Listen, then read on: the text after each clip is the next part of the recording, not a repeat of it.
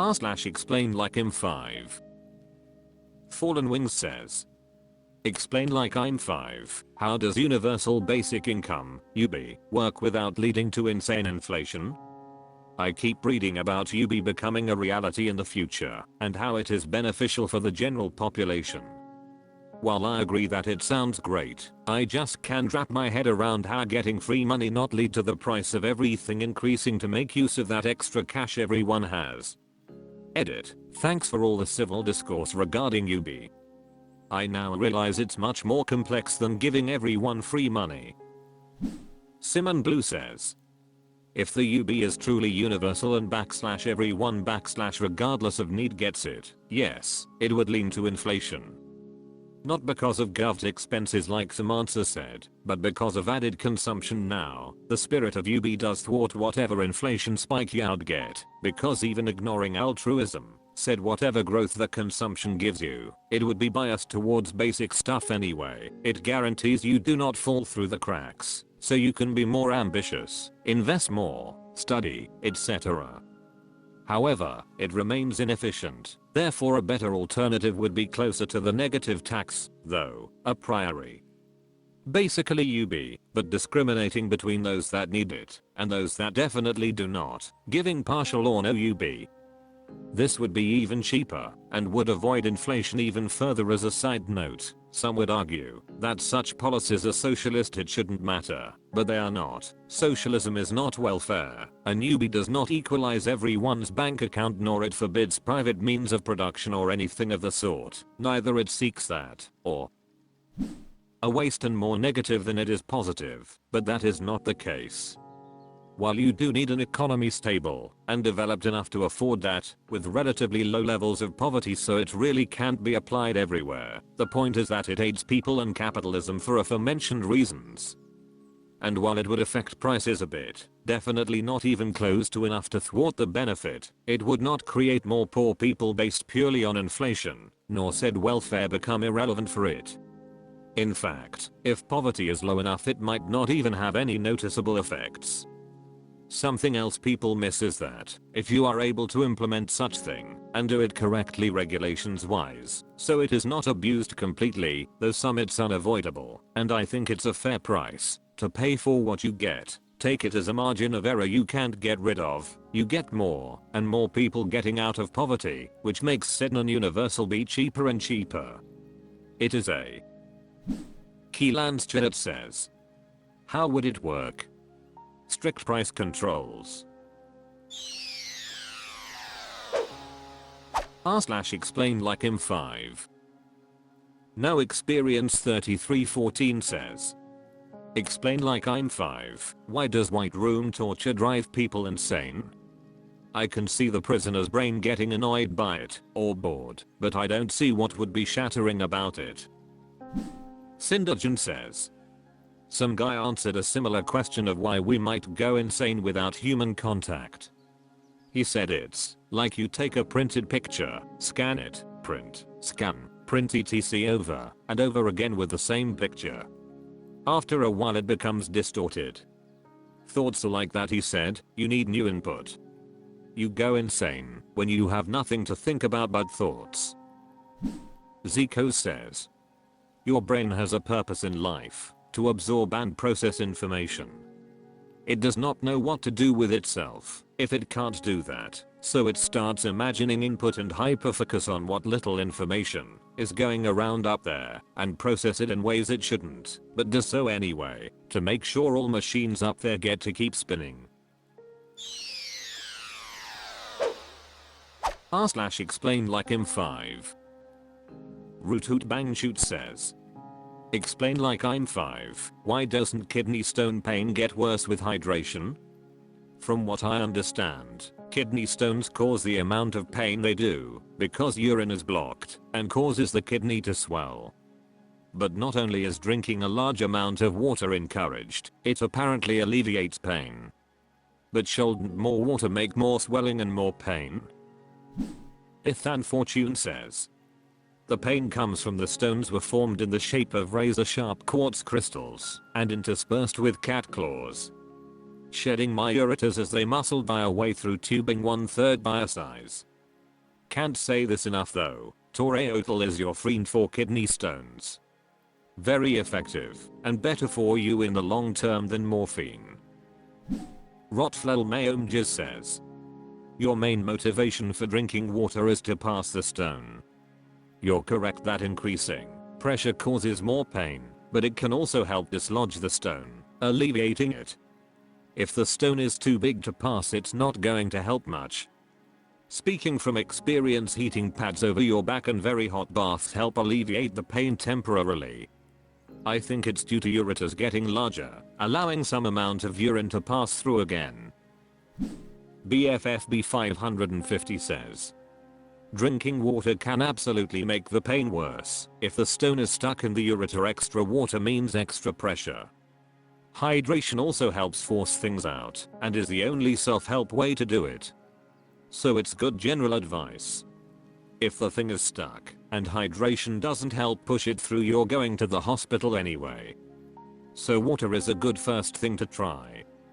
My experience was, gee, my back feels funny. Oh no, this is really bad. Might be a kidney stone. Advil and a half gallon of water. Please dear God kill me. Morphine. A little piece broke off and let the urine pass. 6 weeks of watchful waiting. Surgery to get the annoying chunk of stone that was stuck and not moving. r/explainlikeimfive. Cool Classroom 4251 says, explain like I'm 5. When did the papacy stop politically dominating Europe? Back in the Middle Ages we had the Pope calling crusades, being the only person that could appoint king/emperors, and holding massive political power. Then it seems it just sort of ended. How and why did this happen? Feed Medimum says, it is quite debatable that the papacy ever dominated Europe political. It was one of the major power players, that's right. But the investiture beef with the Holy Roman Emperor was back and forth for the better part of a century. France just claimed that the Pope wasn't the Pope and put a counter-pope and installed him in a vision sometime later. If you talk 10th century and earlier, it was more soft power because it was more ecclesiastical in nature. But the Reformation and of course the Borgias really did a number on them power-wise. The Borgia popes were, well, let's put it mildly, not the paragons of Christianity that the papacy needed. Necravez says, I would even take it a step further. The influence of the Catholic Church was deeply ingrained in the politics of many Western European countries, well into the 20th century. So not the Pope personally as a political leader, but the Catholic dogmas crept into local politics. Grumpy Silverback says, the end of the 30 Years' War around 1640 and the two treaties which constitute the Peace of Westphalia. The 30 Years' War was, mainly, a lot of side interests, a war between Catholics and Protestants in what we now call Germany. Protestantism was spreading like wildfire, threatening the influence of the Pope, so he sent his army, the Holy Roman Empire, at that time it was the King of Bohemia, into Germany to stop Protestantism. Louis Xie, on advice of his top advisor, and recognized as the first international statesman, Cardinal Richelieu, got involved not for religious reason, but for political ones, as the Habsburg Empire was surrounding France. So, the Catholic army in France went to fight the Habsburg Catholic army in Germany. In the end, the Habsburgs were defeated as was. r/explainlikeimfive. Week 2D2 says, explain like I'm 5. Do people in regions known for poor street food hygiene develop stronger gut bacteria, and how does this adaptation occur? Are the individuals eventually born with stronger bacteria? Gavin Jobtittle says, I would say the fact India has a death rate of 65 per 100,000 from dysentery and a country like Finland has less than 1 per 1 million says no, it doesn't. Saturn since day one says, to answer the born with part, kind of. When a baby is born, a little bit of poop comes out, and traditionally it's said that this gets into the baby's mouth somehow to jump starting their gut biome. I'm not sure how this actually happens though in a modern setting. Principal says. Gut bacteria itself isn't stronger or weaker, the bacteria is just different depending on where you live. That being said, some people have stronger or weaker immune systems that can make them more or less susceptible to new bacteria. I have a cast iron stomach. I've traveled all over the world, including to Egypt and Mexico, and didn't have any GI upset or diarrhea during my travels, even when drinking local water. I rarely get diarrhea, even when eating very questionable things here at home.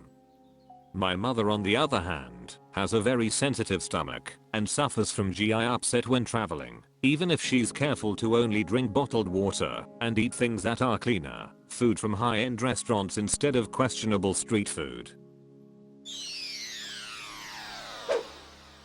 r/explainlikeimfive. Cat puns freak me out. What says? ELI5. How can doctors/coroners know if someone was raped after they died? Jairikianu says. The way the body reacts to things, especially injuries, changes between living and dead tissue. In the simplest way, when someone is alive and you cut them, they bleed, and depending on the severity form a scab as it clots. When they're dead, a little bit of blood may ooze, but not even that, depending on several factors. This difference applies to bruising, scrapes, and tears as well. When a person is dead, all the biological processes essentially stop, including ones that aid in sex. So, there's physical damage that is much more likely to occur. Yes, a few things do keep going for minutes, hours, or days after a person dies.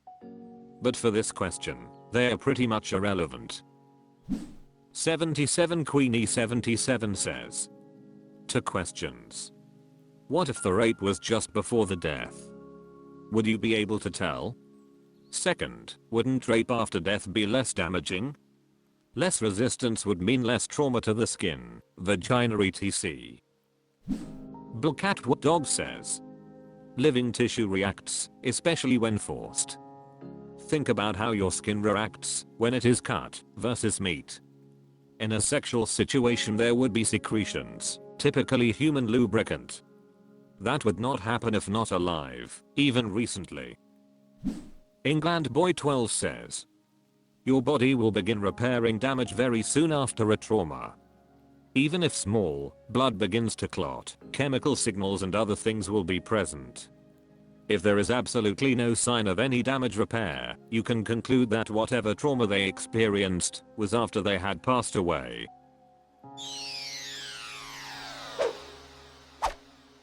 That's all for this video. Thank you for watching. Please subscribe.